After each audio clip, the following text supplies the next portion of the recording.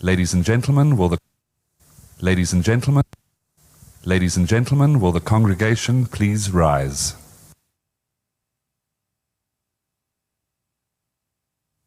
Ladies and gentlemen, will the congregation please rise?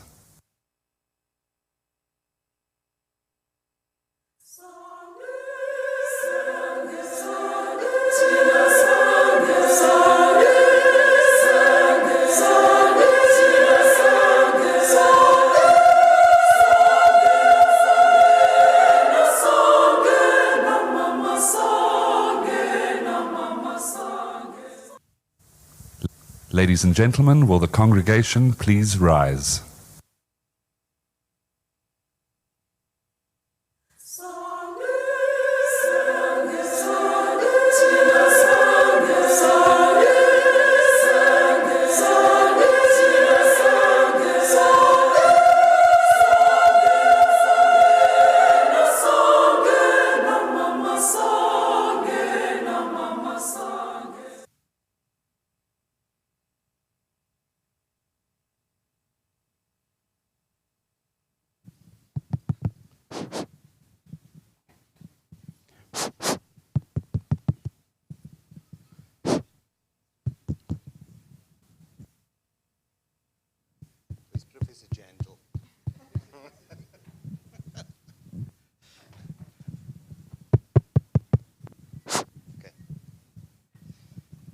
Good evening, everybody. It's great to be here with all of you.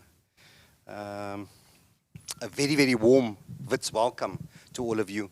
For those of you who don't know me, my name is Professor Garth Stevens. I'm the Deputy Vice-Chancellor for People Development and Culture, and it truly is a pleasure to be with you all this evening at this inaugural lecture by Professor Aletta Millen from the School of Biomedical Sciences in the Department of Physiology. Let me take this opportunity to very formally acknowledge all of you here tonight. Both those of you present here and those of you who will be seeing this a little later online. I'm sure that this will be posted at some point. And so I really want to acknowledge you and welcome you all here on behalf of Wits University as members of the Wits community, as colleagues, as students, as friends, as family members of our inaugurating professor. I'd of course like to welcome in particular the Dean of the Faculty of Health Sciences, Professor Shabir Mahdi. I'd like to welcome the Head of School, Professor Daniels. I'd of course like to offer a very special welcome to our inaugurating professor, Professor Aletta Millen. Of course, Professor Daniels will be doing the vote of thanks this evening, so appreciate you taking the time to be here for that as well, Prof. Daniels. So tonight is really a very special moment when the university formally and very publicly acknowledges the personal achievements of a scholar as he or she attains the highest rank, the apex rank of an academic within the university, and that is of course the rank of the full professor. This is really an opportunity for us to acknowledge your achievements, Prof. Millen, not only in the university but also in the broader public domain. It is an opportunity, of course, for you during the inaugural lecture to not only speak to all of us, but also to open this to any member of the public, to share in the knowledge and scholarship that you've been part and parcel of. Of course, you'll all remember that the traditions that we have, these traditions, the red gowns and so on, are pretty much what we would refer to as the Oxbridge tradition. But universities have existed for much longer periods of time than that. We still think about the oldest university as being an African university in Fez in Morocco that was formed somewhere in about 859. Yeah? And so as you think about us as part of the Oxbridge tradition, I'd also want you to think about us as part and parcel of an African tradition in a big way. Of course, this is also a moment in which we can acknowledge that the achievement is never purely about the professor. It is reflective of an immense amount of investment, support, mentorship, sacrifice and care that has been shown by colleagues, collaborators, families and friends. And so we use this opportunity to collectively share in this moment, to celebrate with communal pride in the achievement that one of our own has attained. And of course, knowing that it also reflects upon us as a community. Prof. Millen, we're looking forward to celebrating with you and experiencing your thoughts and insights this evening. So the inaugural lecture, for those of you who are not from universities, the inaugural lecture normally involves a full professor sharing with colleagues and the broader public their body of work or the future of their work or a combination of these. So even though it brings with it a sense of anticipation, I was saying earlier on, just have some fun. Even though it brings a sense of anticipation for the inaugurating professor, please just remember, Prof. Millen, everybody in the room, they're here because they want to be here, and they're here because they care about you and your work. And so we really are here to be supportive and to enjoy this event with you as we celebrate with you. Without belaboring my opening remarks any further, I'm now going to formally call on the Dean of the Faculty of Health Sciences, Professor Shabir Mahdi, to introduce our inaugurating professor. Prof. Mahdi.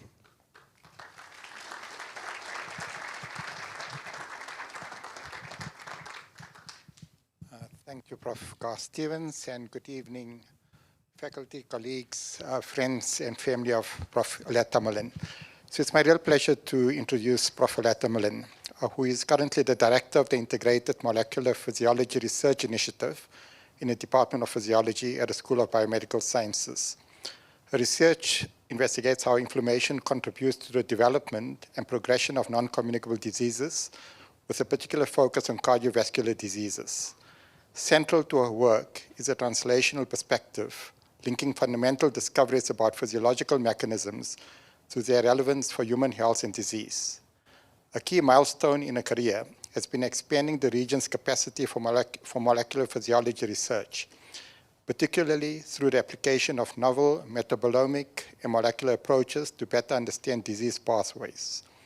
Her research reflects a commitment not only to advancing science, but also to strengthening research capacity and nurturing the next generation of scientists. Prof. Millen also holds an MBA from WITS, underscoring her interest in strategic leadership and innovation in academia. As part of her role as Assistant Dean of Research in the Faculty of Health Sciences, she is also deeply committed to building authentic leadership, expanding collaborative networks, building capacity, and forging partnerships that bridge science and society. So please join me in welcoming Prof. Millen, and her title of a talk is From Threadmills to Toll-like Receptors, a sometimes inflamed journey.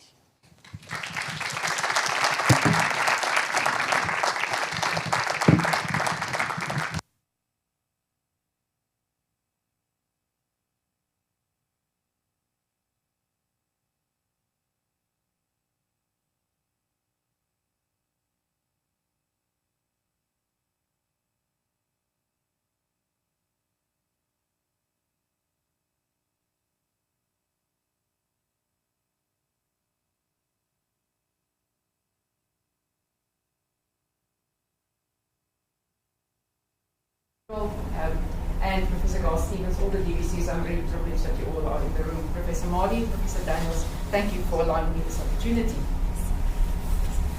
So for this talk, I really am going to share a little bit about my personal journey and personal reflection. Thank you, Antonio. Can we get this a bit down, please? Thank you very much. So I'm going to share a little bit of my personal journey and unpacking my personal journey as I unpacked my journey in science and the discoveries, both personally as well as scientifically, that I have made.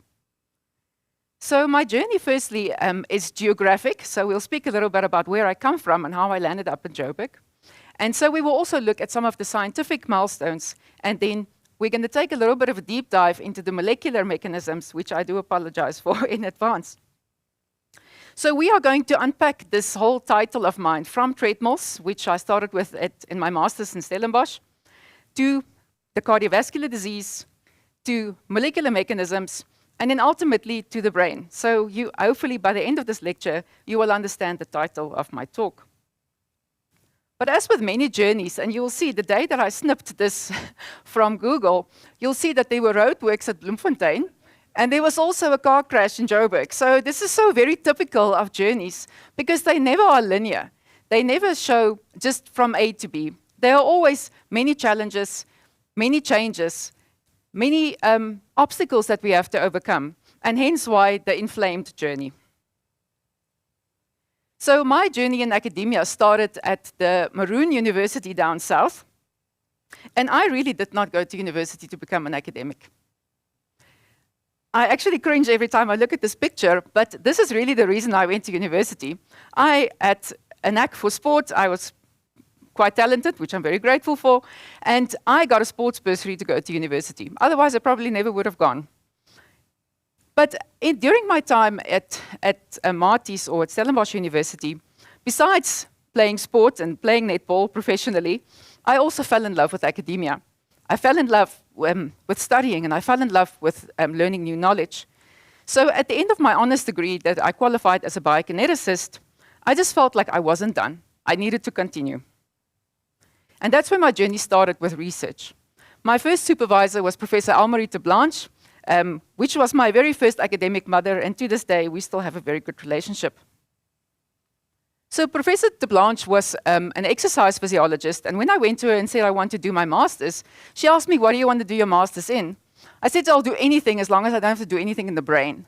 And at the end of the talk, you might see how ironic that is.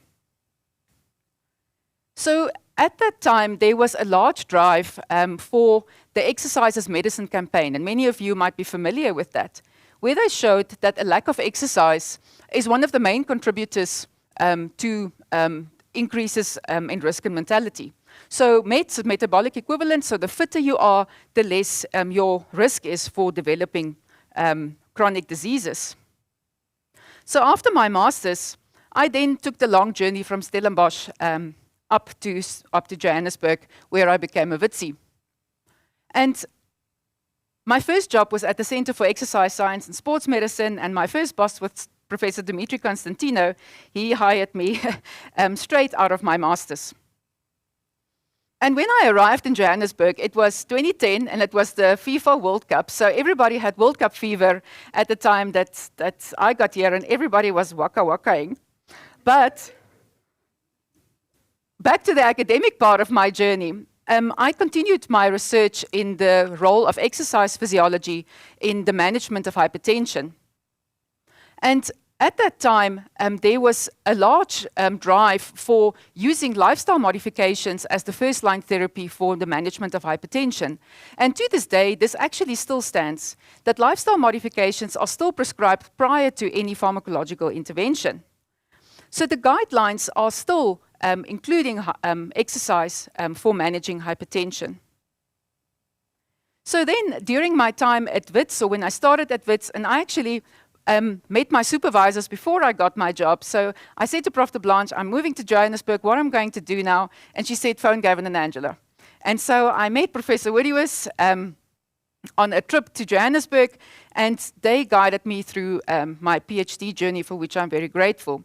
And although Professor Norton is no longer here with us, I want to take a moment just to reflect on the massive impact he had on my career. So in the beginning part of my exercise journey with cardiovascular disease, I did an 18-month exercise intervention in people who were overweight and were hypertensive. And you will see from the first data of my PhD, you will see that even though there were no changes in body mass index or body weight, there were significant reductions in blood pressure in these participants. So the rest of my PhD, I really looked at the mechanisms of how exercise contributes to the decrease in blood pressure. And also, what are the consequences of the decrease in blood pressure? And specifically, I looked at the role of arterial stiffness as well as left ventricular diastolic function. Now, I want to take a moment for the accountants in the room to just explain what diastolic function is. So during the cardiac cycle, obviously, the heart fills with blood, and that filling of the blood is just as important as the moment that the blood actually gets ejected out of the body. So my focus was very much around the ability of the heart to relax in order to fill with blood. same time as I was doing my PhD, there was a seminal study published that showed that even though exercise has a significant impact on all the traditional risk factors, including smoking, diabetes, hypertension, as well as dyslipidemia, even if you added all of these up, they only explained round about 60% of the reduction in cardiovascular mortality. So what was that other 40% if it wasn't traditional risk factors? Now, we are all very well aware of the traditional risk factors that contribute towards cardiovascular disease. And we all know that diabetes, hypertension, all of those are risk factors for the development of heart disease. And several studies have shown that if you add up all of these risk factors, that they basically explain all the cardiovascular risk. However, there was a time when these traditional risk factors no longer could fully explain the development of cardiovascular disease, and when controlling for the risk factors, that it didn't reduce all the cardiovascular risk. So there was the study that showed that traditional risk factors no longer explains the trends in cardiovascular mortality. Around about the same time, it was also shown that metabolic disorders are very, very strongly linked to inflammation. And although we have always thought that atherosclerosis is a process that's driven largely by having high cholesterol, it was shown that atherosclerosis, the process of developing plaque in your arteries, really is driven by inflammation, and yes, by high cholesterol, but not only by high cholesterol. There was also a study that was shown, that was published in The Lancet, where they looked at the relationship of these traditional risk factors with CRP. Now, CRP is an acute phase protein, which shows when there's acute amounts of inflammation in the body. And they showed that there was a significant relationship between having high inflammation and having increases in blood pressure, in body mass index, triglyceride levels, as well as non-HDL cholesterol, and an inverse relationship with the good cholesterol. They also showed that even if you adjust for all these traditional risk factors, that if you had high inflammation, you almost had double the risk of dying of cardiovascular disease, even if your traditional risk factors were normal. So this then where my journey really started, with understanding the relationships between traditional risk factors and inflammation. Now, before we move on, I want to take a quick moment to pause to explain the phenotypes of heart failure. So heart failure is basically the inability of the heart to supply the body with oxygen. Now, there are two phenotypes. The one where you have a reduced ejection fraction. An ejection fraction basically is the ability of the heart to contract and eject blood out of the heart. However, there is a very large increase in the prevalence of heart failure with a preserved ejection fraction, where although pumping capacity of the heart is normal, there is an inability of the heart to relax. And even though you would imagine that only the pumping capacity contributes to oxygenation of the body, it actually isn't the case. So the one heart failure, you have an inability of the heart to contract and eject blood. The other kind of heart failure, you actually have an inability of the heart to relax, because the filling of the heart is just as important as the amount of blood that gets pumped out of the heart.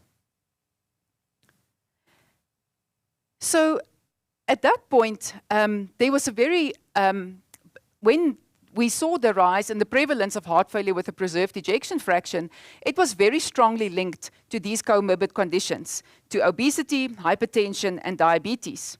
So usually, if you have heart failure with a reduced ejection fraction, that's usually as a result of a previous myocardial infarction or some tissue death. However, heart failure with a preserved ejection fraction was strongly linked to comorbid conditions. And it's been suggested that these comorbid conditions actually result in a local systemic inflammation in the body, which then drives the development of heart failure with a preserved ejection fraction.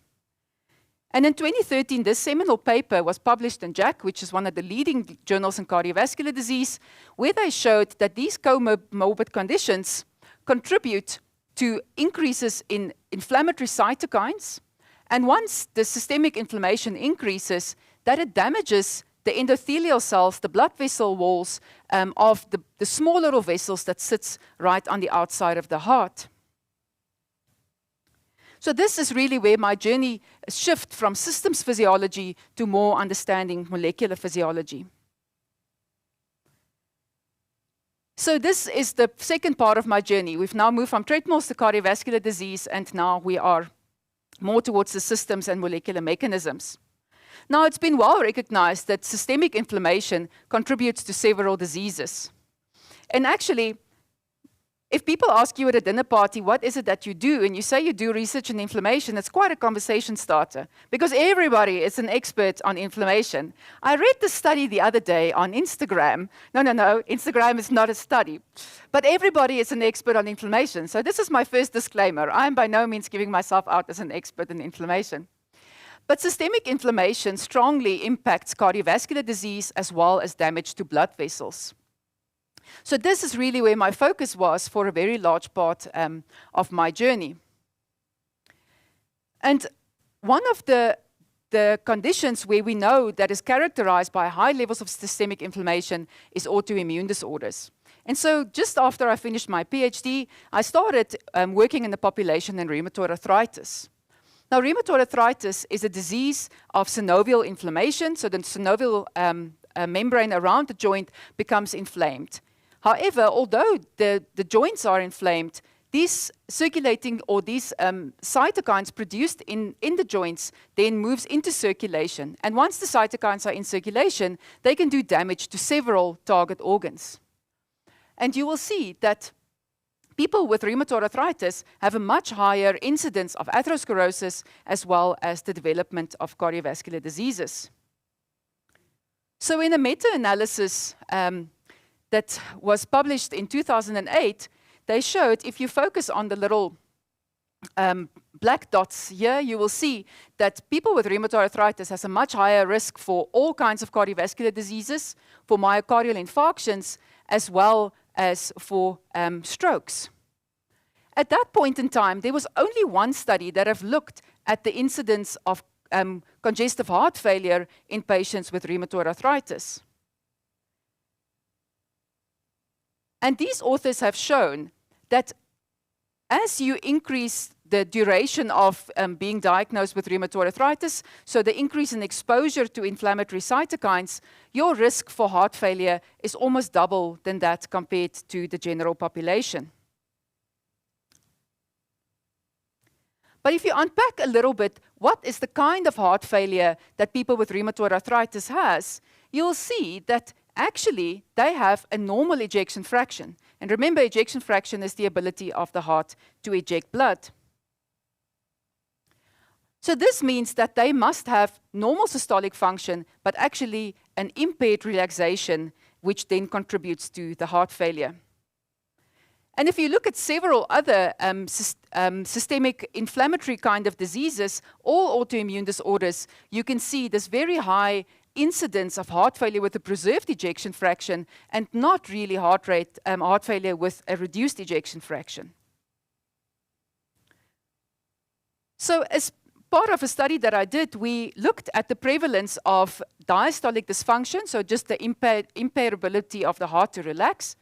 And we showed that there was roughly between 30 and 66% of people who have rheumatoid arthritis do present with impaired ability of the heart to relax. If you then look at what are the risk factors that are associated with this impaired relaxation, you will see that none of the traditional risk factors feature. There's no BMI, there's no weight, there's no hypercholesterolemia. The things that feature, the risk factors associated with diastolic dysfunction is obviously age. As we know that we get older, our risk for cardiovascular disease increase.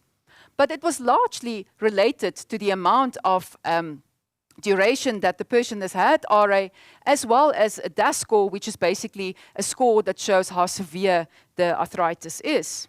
And it also has shown that there was significant associations with inflammatory cytokines, both TNF-alpha and interleukin-6. So we then embarked on a study with Professor Patrick Desane, where we looked at diastolic dysfunction or impaired relaxation in patients with rheumatoid arthritis. And when you look at how many people actually have depressed ejection fraction, you will see that roughly only 20% have an impaired pumping capacity. However, when you classify diastolic dysfunction, you'll see that the range, depending on the criteria that you use, is somewhere between 22 and 58% in the South African population. But what was quite interesting is when you looked at the risk factors that are associated with this impaired diastolic function, is that none of the traditional risk factors really featured. It was only age that was predicting. So then what was it that really was driving diastolic dysfunction? So in order to understand the mechanisms of how inflammation contributes to impaired relaxation, we established a collagen-induced arthritis rat model in our lab. Basically, you inoculate the rat in order to mimic rheumatoid arthritis and autoimmune disorders in rats. And you will see that they develop the characteristic swollen pores, and then you will see that they have normal blood pressure and normal ejection fraction. However, they have impaired relaxation in the heart, as well as some early marker of impaired contractility. Another interesting finding was that these rats who were, had this mimicked rheumatoid arthritis showed that there was a large deposition of collagen fibers, which resulted in fibrotic tissue deposition in the heart. And if there's an increase in fibrosis, it obviously makes the heart stiff and prevents it from relaxing. So we saw that there was this increase in remodeling of the heart, where the heart muscle becomes hypertrophied, which then was strongly associated with impaired relaxation. And what we found is that most of the circulating inflammatory cytokines was associated with this impaired relaxation. But interestingly, inflammatory cytokines were also associated with an impaired contractility, even though the ejection fraction was maintained. Now, as with many journeys, as I mentioned, there's usually roadworks around Bloemfontein. And so there was somewhere in between my transition from cardiovascular disease purely to mechanistic diseases, there was a slight fork in the road. And I had decided, so when I was at the time, I was about 30, and I had my first midlife crisis where I had to decide, am I going to go study medicine or am I going to have a child?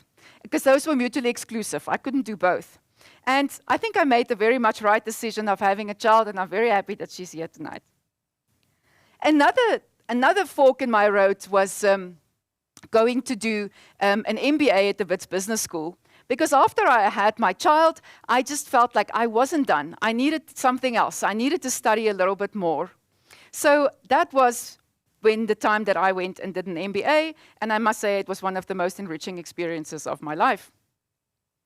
Although it took me a little bit away from academia, and there was a huge dip in my publication output, besides the impact on my academic career, I really feel like I took more of the scenic route, even though the destination eventually was the same. And about a week after I handed in my master's research for my MBA, literally a week later, we went into lockdown. So then there was huge mayhem. Everybody had to move teaching online. So research really was the last priority at that point in time. So by the time I then got back to my research, it very much was recognized as inflammation was one of the main drivers for the development of heart failure with a preserved ejection fraction. And I've just put several publications that I've snipped in this area, and it's really published in some of the most high-impact cardiovascular journals. But this last one I want to focus on, and it says, inflammation and heart failure with preserved ejection fraction, time to put out the fire. The problem with heart failure with a preserved ejection fraction is that it has been described by one of the leaders in the field as the single largest unmet need in cardiovascular medicine. And the reason for this is that traditional therapies that we are using to treat heart failure with a reduced ejection fraction really does not result in better patient outcomes. Patients who get heart failure with a preserved ejection fraction have really, really poor outcomes. So forgive me for a second when I go into a little bit of molecular physiology. I am, after all, a molecular physiologist. So if you look at the determinants of diastole, so the time that the heart is relaxing, you would imagine that when you think about relaxation, you get to the home and you just like slop on the couch. It doesn't work that way. The heart doesn't have a moment to just sit on the couch. So even though the heart needs to relax, it is still an active process. It actually requires energy for the heart to relax. Because during systole, when calcium is released from the sarcoplasmic reticulum, it results in increased production of energy, which then causes the cross-bridge formation and the heart to contract. But now during diastole, we need to actively remove the calcium from the cytosol in order for the heart to be able to relax. There are also two passive processes which contribute to how well the heart can relax during diastole. And the first one is this spring-like protein called titin. So titin basically is a very large protein that sits in amongst the muscles that is resulting in the contraction. But these spring-like proteins basically result in the heart returning to its original state during diastole. Another part which contributes towards diastole is the cement basically that holds all the cardiomyocytes together. Now that cement that sits around, it's really made up of very elastic tissue as well as fibrotic tissue in order to give it some rigidity but also some elasticity. And that environment surrounding the myocardial cells also needs to be conducive for the heart to relax. So we then embarked on a journey to understand how do inflammation affect all of those processes that contribute towards the ability of the heart to relax. So basically what this figure is showing is that when there is increases in systemic inflammation, it results in damage in the endothelial cells that surrounds blood vessels. And once there is damage, it results in inflammatory cells, which then moves into the subendocardial space and then can result in increases in amounts of fibrosis. It can also impact the ability of that titin molecule to return to its original state, and it also impacts the ability of the heart to then take the calcium back out of the cytosol during diastole. When we started with this journey on understanding the mechanisms of diastolic dysfunction, there was a seminal study published in the New England Journal of Medicine where they gave an anti-inflammatory treatment, this is an interleukin-1 blocker, to patients who are at risk for atherosclerotic disease. And they showed that patients who were on this anti-inflammatory drug treatment had a much lower risk of having a cardiovascular event. So we then looked at several monoclonal antibodies in order to understand if we block these circulating inflammatory cytokines, what then happens to the mechanisms of diastolic dysfunction. So back to our rat model, we had the CIA model again, and then we also administered a TNF-alpha blocker as well as an IL-6 blocker. Now, the TNF-alpha blocker, although it prevented that fibrotic remodeling and increases in the ventricle size, it didn't show any improvements in the ability of the heart to relax. The IL-6 blocker, on the other hand, really had zero positive impact on the heart, and in addition, it also resulted in liver damage in these rats. So we then wanted to dive a little bit deeper in order to understand how did these anti-inflammatory treatments impact the mechanisms underlying those processes involved in diastolic dysfunction. And the TNF-alpha blocker was quite effective in preventing the molecular pathways which are involved in concentric remodeling, fibrosis, as well as the cross-linking and the stiffening of the ventricular tissue. So we saw a reduction in this concentric remodeling when we administered TNF-alpha blocker. Although the interleukin-6 receptor blocker also prevented cross-linking, it didn't prevent the concentric remodeling in these rats. When we looked at the ability to relax, so the processes involved in relaxation, and specifically the functioning and the health of the titin molecule, we really couldn't see any effects on the spring-like potential of the titin molecule. Although it did affect some of the upstream parts of the pathway, it didn't filter down into protecting the titin molecule to do its job well. When we looked at the active processes and the reuptake of calcium, we really saw no effect. So none of the TNF-alpha or IL-6 blockers had any effect on the ability of the heart to remove the calcium.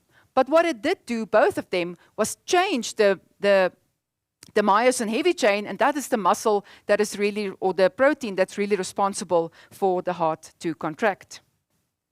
And surprise, surprise, not long after that, there was a study published that showed that when giving anti-inflammatory treatments, and these are all TNF-alpha blockers, there wasn't really convincing evidence that that prevented the development of heart failure with a preserved ejection fraction.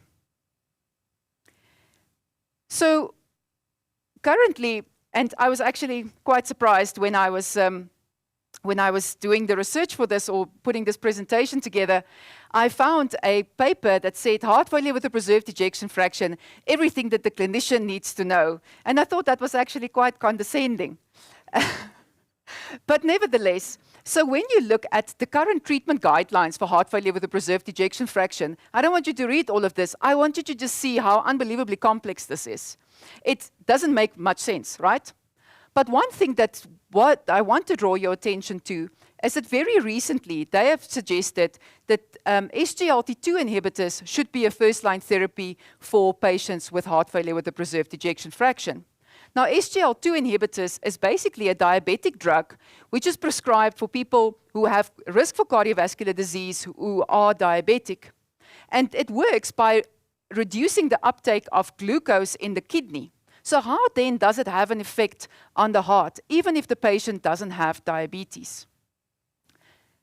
So they showed in several clinical trials that administering a SGLT2 inhibitor, even in patients without diabetes, that there's quite convincing evidence that it reduces the risk for heart failure with a preserved ejection fraction. And currently, I have a whole team of people in my lab who is understanding or is trying to understand the anti-inflammatory mechanisms of these SGLT2 inhibitors and how by using them, it can prevent the inflammation-induced heart failure with preserved ejection fraction. So if those three mechanisms that we spoke about, the passive stiffness and the active stiffness, if we can't really address those with inflammatory treatments, we are taking a little bit of a deeper dive into some of the molecular mechanisms of what could be potential drug targets for heart failure with a preserved ejection fraction. And one of the students in my lab, Tiso, she is currently looking at the inflammasome, which basically just describes that inflammation has a very, very coordinated process inside basically most cells. Another very interesting avenue that we are currently exploring is looking at ceramides, which is a membrane lipid in the mitochondrium, and showing that the dysregulation in these ceramides can seriously alter the ability of the mitochondria to produce energy. So this is the point in the talk where we now move from molecular mechanisms in cardiovascular disease to the brain. So to see how did we get there. And you will remember from my early picture when we spoke about rheumatoid arthritis, that people with rheumatoid arthritis also have a very high chance of developing depression. Now, another disclaimer, I am by no means a neuroscientist. I frequently have to ask my students to remind me the difference between the hippocampus and the hypothalamus. But many of you will understand, and this is obviously very much well-known knowledge, that dysregulation in neurotransmitters, in noradrenaline, serotonin, and dopamine are strongly linked to symptoms of depression. But then what does inflammation have to do with this? If you look at the incidence of patients who get depression and who have rheumatoid arthritis, you will see that they have a much larger risk of getting mental health disorders compared to the healthy population. And similar with other inflammatory disorders like lupus, you can see that the prevalence of depression, anxiety, and post-traumatic stress disorder is much higher in people who have systemic inflammatory disorders. So although the very first part of my career focused on understanding inflammation on this side of the figure, I now started looking at the effects of inflammation on neurodegenerative disorders. And one thing that is very interesting is that this study showed that the mechanisms that explains cardiovascular disease and the development of depression actually are very, very strongly linked. So currently my lab is looking at this heart-brain axis in order to understand the link between cardiovascular diseases and depression. I don't have to tell you this infographic that mental health disorders really is a major global problem at the moment. And we can't really estimate depression very well in this country because the studies on depression really isn't very comprehensive. They are focused at small little nodes around the country, usually related to universities. But it's estimated that South Africa has around about a 4.6% prevalence in depression. Now, the first-line treatment for depression usually is psychotherapy, and then second-line therapy is antidepressants. Now, the problem in Africa is that we have very, very limited access to psychotherapy. Although there's about 1.6 mental health workers to every 100,000 patients in this country, there's about 0.03 psychiatrists for every 100,000 patients. So our ability to actually treat and manage people with depression really is quite a challenge.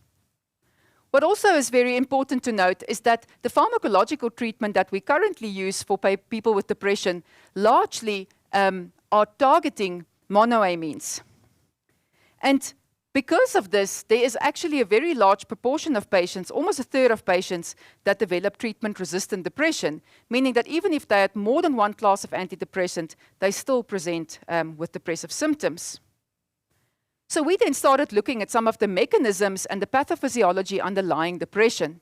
And although it's been suggested that monoamine dysregulation is one of the main reasons for the development of depression, there's actually a whole host of other molecular mechanisms that contribute to its development.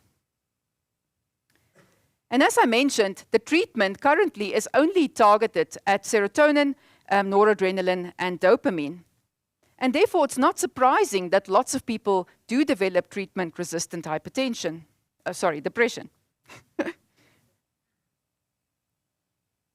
So if you look at the mechanisms of depression that has been suggested, you will see that these are actually very strongly interlinked. And that systemic inflammation drives dysregulation of inflammatory pathways in the brain, which then is associated with changes in the monoamines, excitotoxicity, as well as neurotrophic factors. And neurotrophic factors are some of these factors which are responsible for neurogenesis and neuronal health.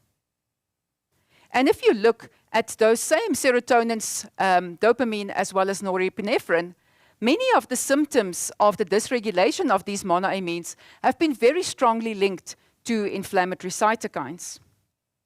So as I mentioned, my lab is currently looking at the regulation or the mechanisms which are shared between cardiovascular disease as well as mental health disorders. Now, I do apologize, the research is going to go slightly more towards LinkedIn at the moment, or towards Instagram, but there's these memes that flow around in the WhatsApp group in my lab, because we have half of our students who look at cardiovascular disease, the other half who look at mental health disorders, and there's always this tug of war between the brain kids and the heart kids. And this is my personal favorite, obviously, is that the heart definitely is the angel, the brain, not so much. And also that the people who are doing cardiovascular research are really like glass half full kind of people, whereas the brain research people are not so much. But this is my personal favorite, that we actually do all love each other in the lab. So then in that same collagen-induced arthritis model that I spoke about earlier, we then looked at whether there's actually dysregulation in the brains of these animals.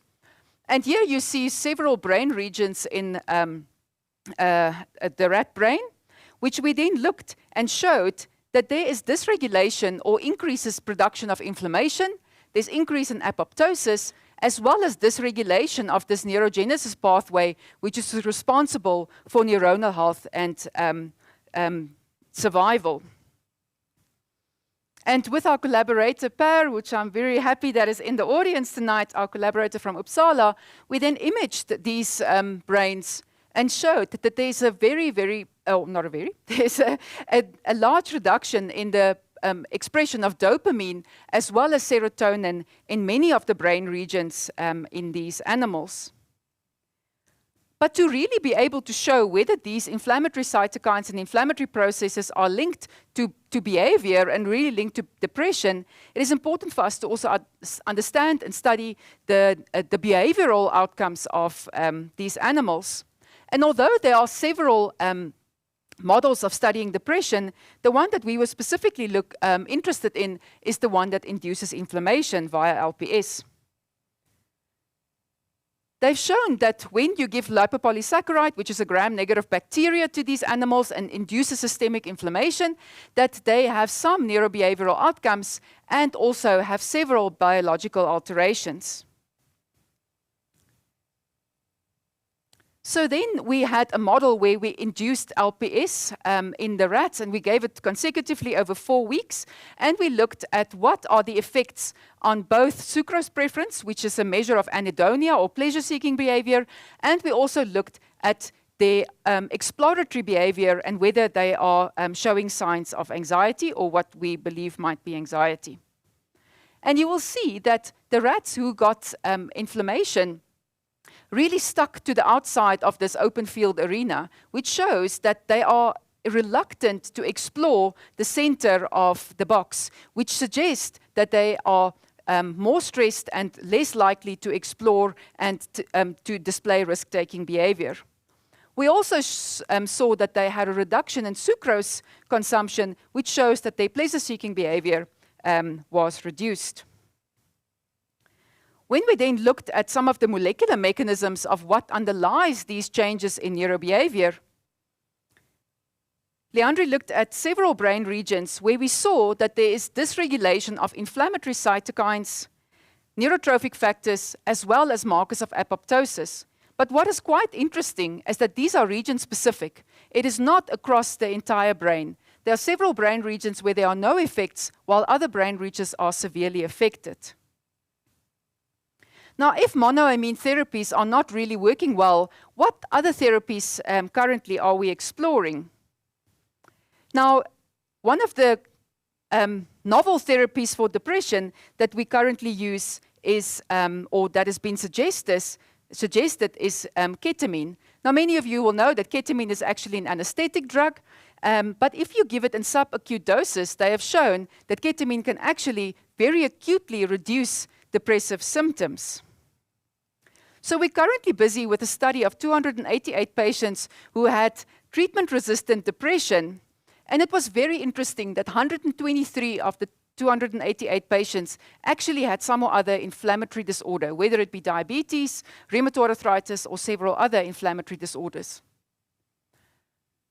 And many of them had depression for more than 2 years, but what was very interesting is that 99% of the patients showed a significant improvement in the symptoms of depression as well as in suicidal ideation after only 4 infusions of ketamine.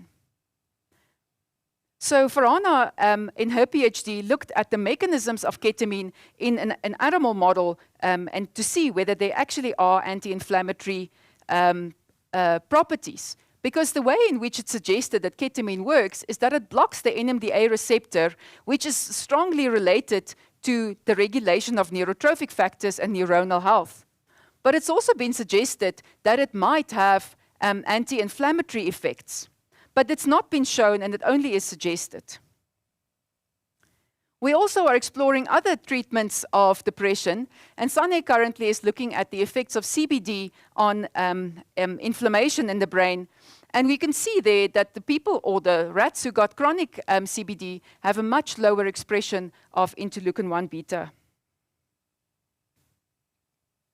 What is also quite exciting currently in our lab is one of our students is developing neurospheroids. She currently is at the SACMA conference presenting these results. So we developed a neurospheroid in our lab in order to understand better the mechanisms of inflammation and also the treatment effects of both ketamine and CBD.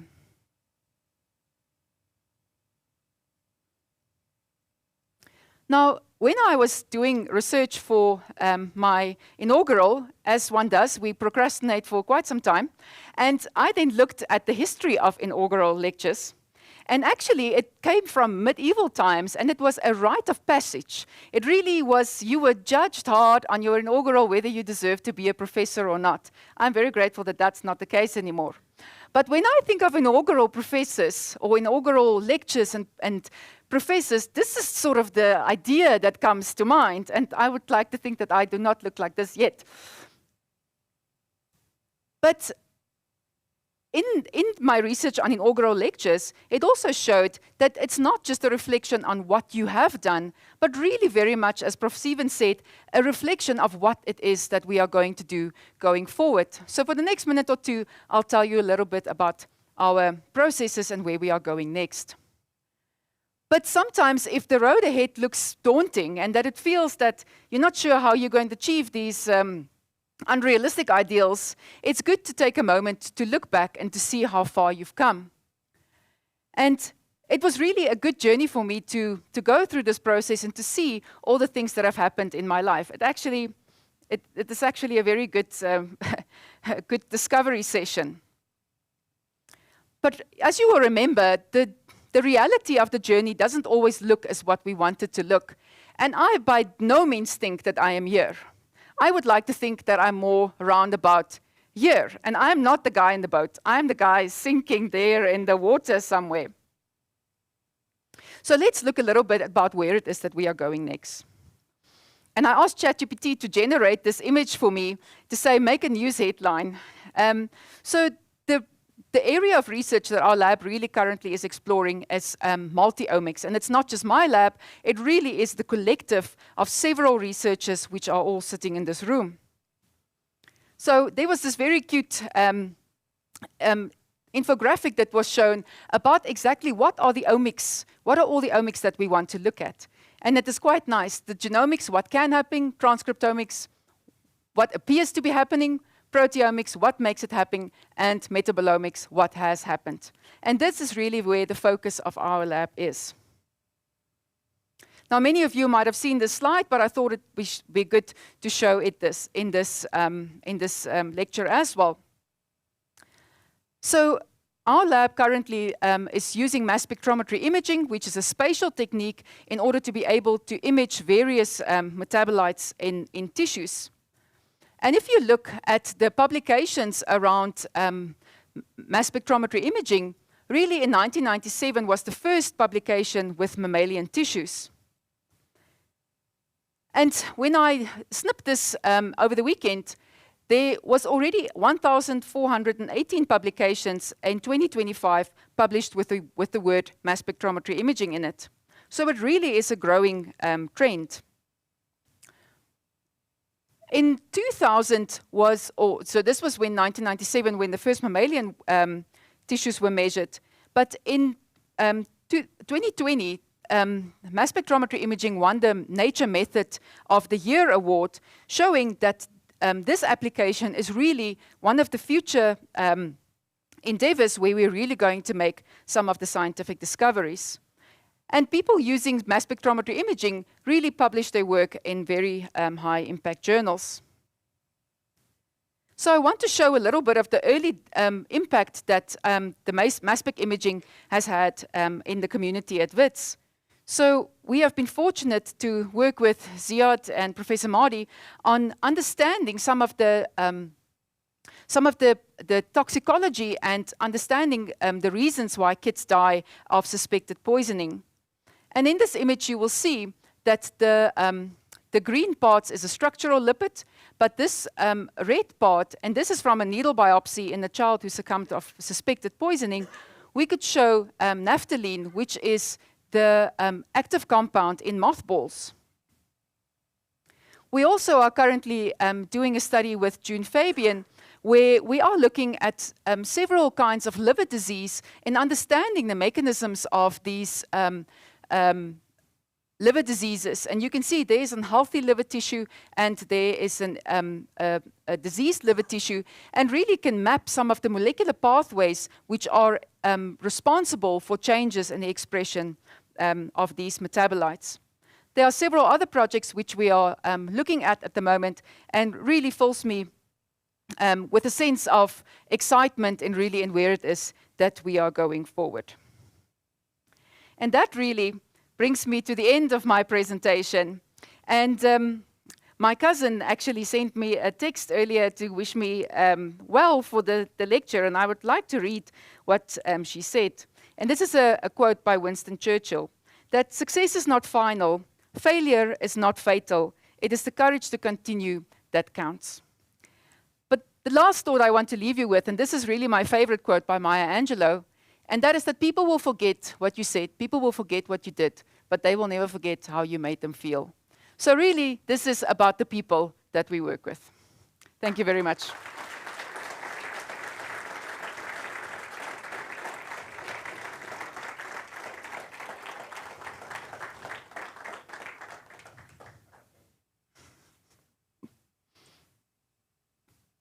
Thank you very much.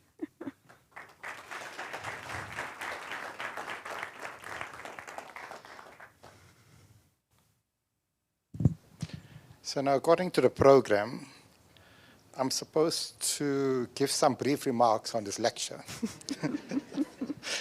I have to admit, the last time I did physiology was in 1986. And to some extent, I don't regret it, because I hate to imagine what the physiology students of today go through. So having to say something intelligent, I did what most intelligent people will do in this day and age, and I consulted with ChatGPT. And I asked it just to give me some idea in terms of exactly what it was that you were speaking about. Fascinating. I mean, I think Aletta has coined this phrase about the WITS BioHub, about it being from the bench side to the bedside to breakthroughs. And I think the type of research which you articulated pretty much is on that sort of a trajectory. We are really investigating what is happening in the labs and then moving out in terms of possible clinical application. So anyway, what does ChatGPT says? Millen's work zooms into the molecular mess when your body's security system, which is the inflammation, goes a bit overzealous. She investigates how inflammation contributes to non-communicable diseases like heart diseases, neurological disorders, and how various organs and brain regions respond. So that is sort of a fair summary, but I think for many in the audience, it's still above our pay grade. So I asked it to unpack it a bit more. And this is what it has to say. Imagine your body is a big office building. Inflammation is a building's emergency sprinkler system. The sprinklers are great for putting out small fires, but when they accidentally go off in a boardroom, and the basement, and the elevator shaft, you got water damage everywhere.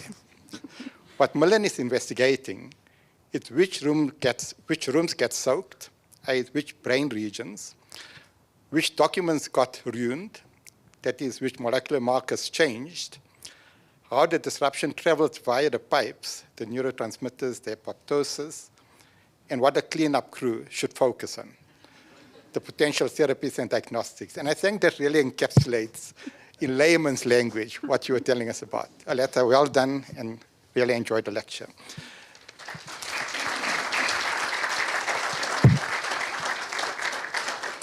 So now it's a pleasure for me to introduce Prof. Willie Daniels, who's the current interim head of the School of Biomedical Sciences.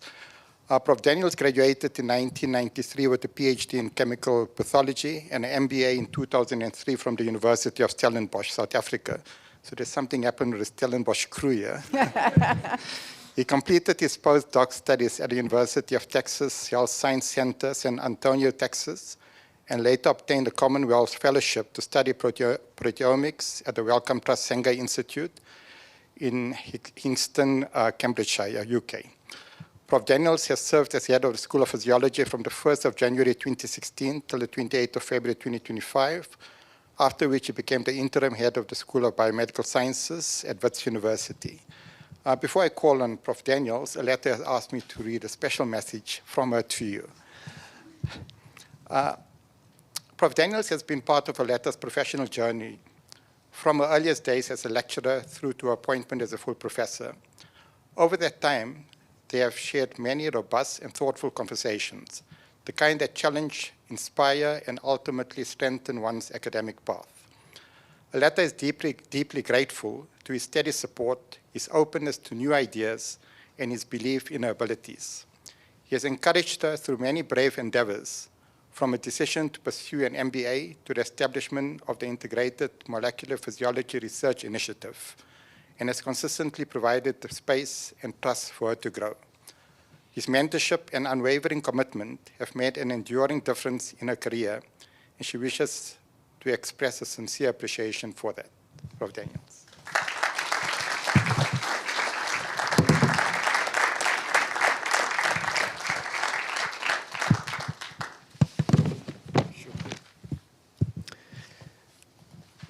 So, good evening, ladies and gentlemen. You will notice certain people have to walk around with papers, and I've got mine too. It's a great honor and a privilege for me to deliver the vote of thanks at this special occasion. According to Aletta, we have for the first time met at the Physiology conference in 2015. And I must admit, it's actually something that I don't remember, because at that time, I was thinking, who's this WITS people that I'm coming to in 2016? But unknowingly, 10 years later, she's now the Assistant Dean of Research and bossing me around. Okay. I also suspect that few people know that we saw some of her achievements.